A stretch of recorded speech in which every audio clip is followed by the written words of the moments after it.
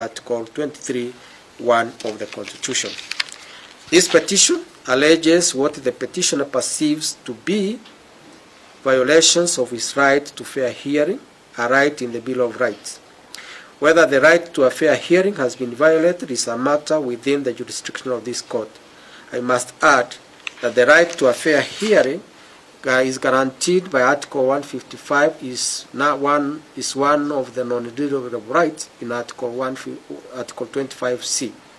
In Evans, Gidero, and others, the Supreme Court did consider the matter understated in reference to Article 50 sub Article 1 that the right to a fair hearing for all persons under Article 50 sub Article 2, which accords all persons the right to a fair hearing, that are used interchangeably, sometimes to define the same concept and at other times to connote a minor difference, thus fall under the list in Article 25C, which lists the right to a fair trial as a non-derogable fundamental right and freedom that may not be limited. The petitioner also argues that the constitutional imperatives in conducting public participation were not met. This falls within the scheme of Article 165 sub Article 3, so that this court has jurisdiction to interrogate whether any of its processes or any of the constitutional processes said to have been conducted under the authority of the Constitution met constitutional threshold. In that respect, the issue raised in the petition centers on whether the petitioner's right to a fair hearing guaranteed by the Constitution has been violated and whether anything said to have been done under the authority of the Constitution and any law is inconsistent with or in contravention of the Constitution and therefore falling within the jurisdiction of this court under Article 165 sub Article 3, B and D. Article 165 sub Article 6 further grant this court supervisory powers over anybody, on a person or body exercise judicial or quasi-judicial function, including the National Assembly and the Senate when performing quasi-judicial functions. The first respondent has pushed an argument that this court has no jurisdiction to hear matter arising from impeachment of the President or Deputy President on the basis of Article 165 sub Article 3C. That article provides the High Court has jurisdiction to hear an appeal from a decision of a tribunal appointed under this Constitution to consider the removal of a person from office other than a tribunal appointed under Article 144. Article 165 3C is in relation to the process of removing the President or Deputy President from office on grounds of incapacity. This process is initiated for the investigation of the President or Deputy President's physical or mental capacity to perform the functions of that office. This is a distinct process from the impeachment process in Article 145 as read with Article 150. Article 165 3C excludes jurisdiction of this court over the process undertaken in accordance with Article 144 and not Article 145 as read with Article 150 of the Constitution. Sub judice, the respondents again pushed the argument that the application is sub judice in view of the application that was in petition E522 of 2024. All sides agree that in that application the issue of conservatory orders was not pursued. This was based on the fact that the process in the National Assembly had concluded. Indeed, counsel for the petitioner read to court an excerpt of the ruling from Judge Mugambi's decision, where the counsel for the first respondent informed that court that the process in the National Assembly had been concluded. In constitutional petitions, it's quite normal for parties to come to court and within a short time, find the circumstances of their cases having changed and may only have to take other steps to bring life in those disputes. The court, having not dealt with the issue of conservatory orders in that matter, I say no more on that issue. The issue next is whether this court should grant a conservatory order. The petitioner has urged the court to grant a conservatory order and halt the process that is pending before the Senate. The petitioner's case is that the process is violative of his right to a fair hearing and that constitutional imperatives on public participation were not met. The respondents urge the court not to injunct the Senate since it is undertaking a constitutional process authorized by the Constitution itself, and the parties have relied on several decisions to support their respective positions. Parliament is an institution established under the Constitution. It comprises the National Assembly and the Senate. The National Assembly considered a motion to impeach the petitioner and passed a resolution. This was in exercise of its mandate under Article 150 as read with Article 145 of the Constitution. Article 150 on the removal of the Deputy President provides, I have provided that, I don't have to read it. Article 145 provides for the procedure for removal of the President by impeachment. A member of the National Assembly, supported by a third of members of that House, may move a motion to impeach the President on grounds of, namely, gross violation of the Constitution or the law, where there are various serious reasons to believe that the President or Deputy President has committed a crime under international law or national law or gross misconduct. If the motion is supported by 2/3 of all members of the National Assembly, the Speaker is to inform the Speaker of the Senate within 2 days. The Speaker of the Senate is then to convene a meeting of the Senate within 7 days after receiving the notice to hear the charges. Article 145, Subarticle 5 states that the President or Deputy President shall have the right to appear and be present before the special committee during its investigations. Where the allegations are substantiated, the Senate has, according to the President or Deputy President, an opportunity to be heard, vote on the impeachment charges. If at least 2/3 of all members of the Senate vote to uphold any impeachment charge, the President or Deputy President will cease to hold office. Article 145 lays down the procedure to be followed in cases of impeachment and the timelines for doing so, including affording the person an opportunity to be heard on the charges. I have read the decisions from the Supreme Court and the Court of Appeal, as well as those cited by the petitioners. The decisions have laid down the position that it is important to let the impeachment process run its course, and after which the court would have to look at any complaints for violation of either the Constitution, the law, or fundamental rights, including processes.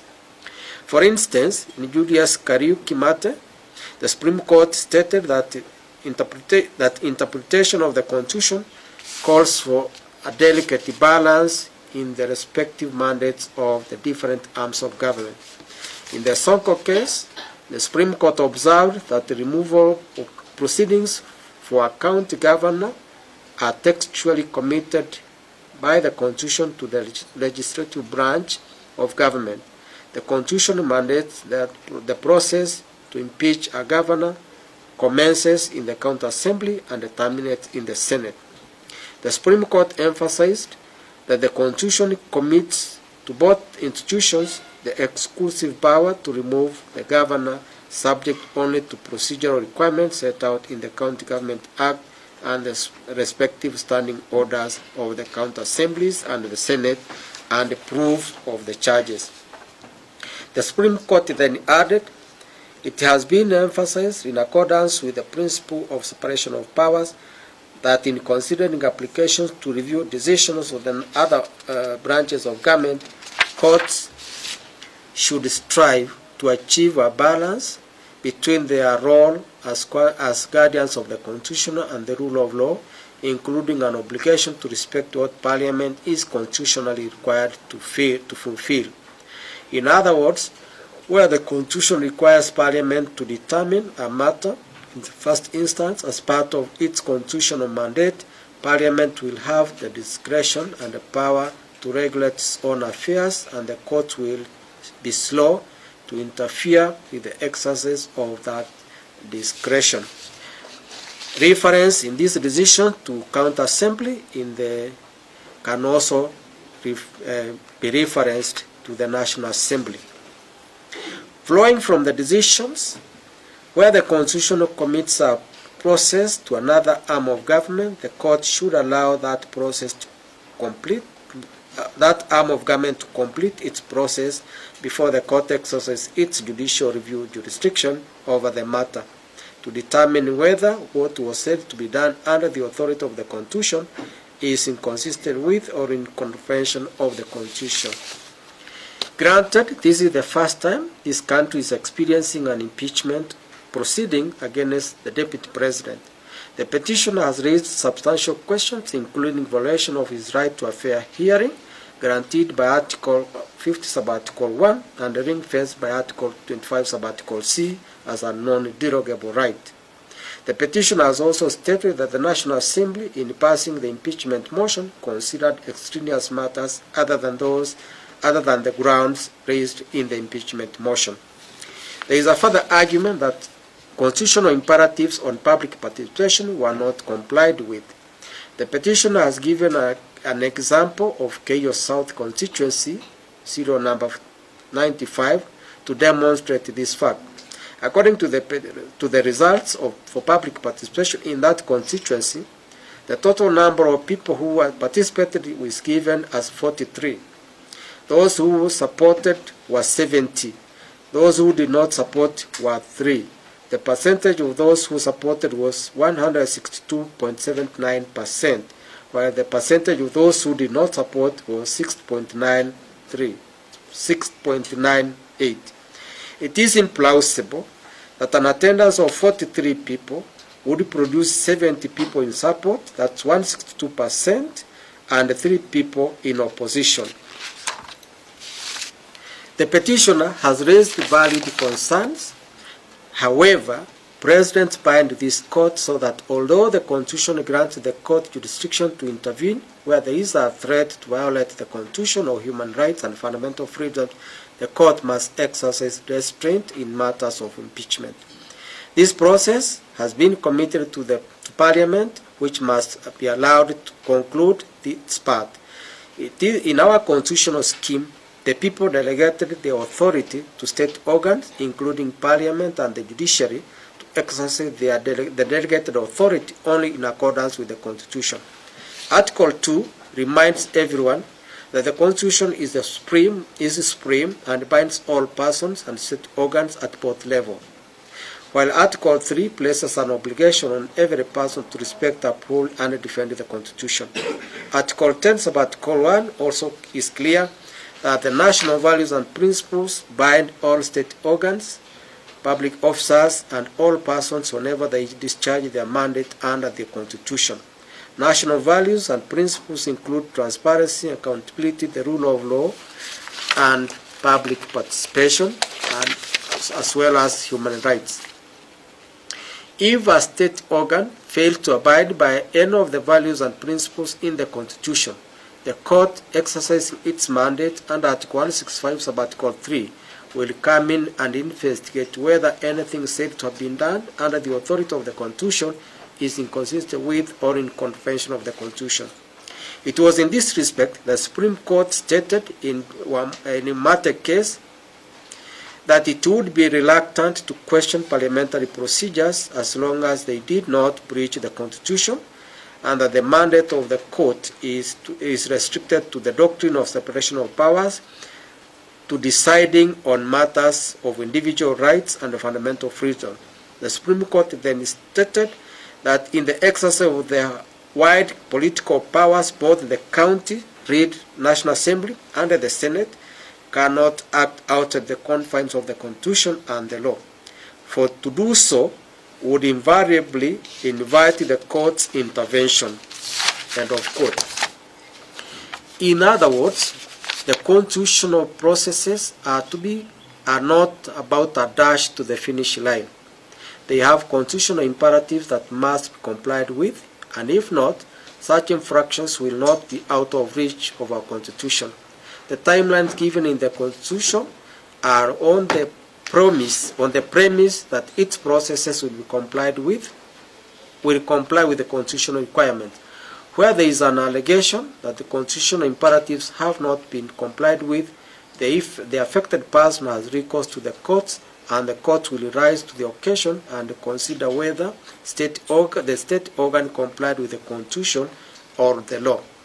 In that respect, ours is a constitution of hope and promise that institutions established under the constitution will comply with its fundamental principles, and the promise that the constitution is supreme and any act or omission in contravention of the constitution is invalid. In other words, it does not matter how far the process may have gone, since no action is out of reach of our constitution. This is what Lord Denning had in mind when he stated many years back that if an act is void, then it is in law a nullity. It is not only bad, but incurably bad. There is no need for an order to set it aside. It is automatically null and void without more ado, though it is sometimes convenient to have the court declare it to be so. And every proceeding which is founded on it is also bad and incurably bad.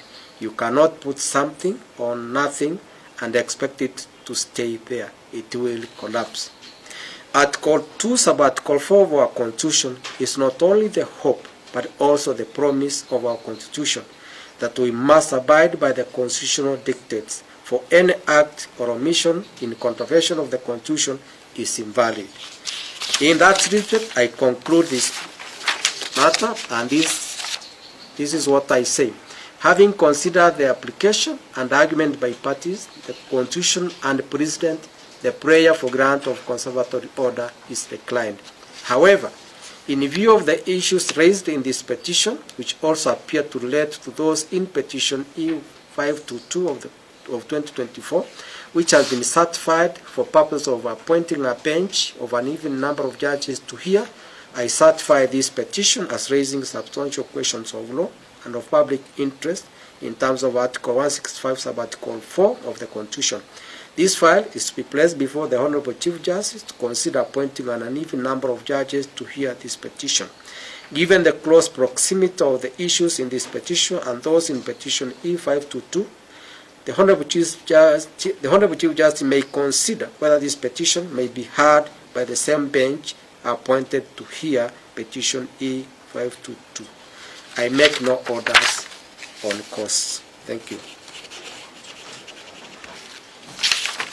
Your Honor, we seek leave to appeal the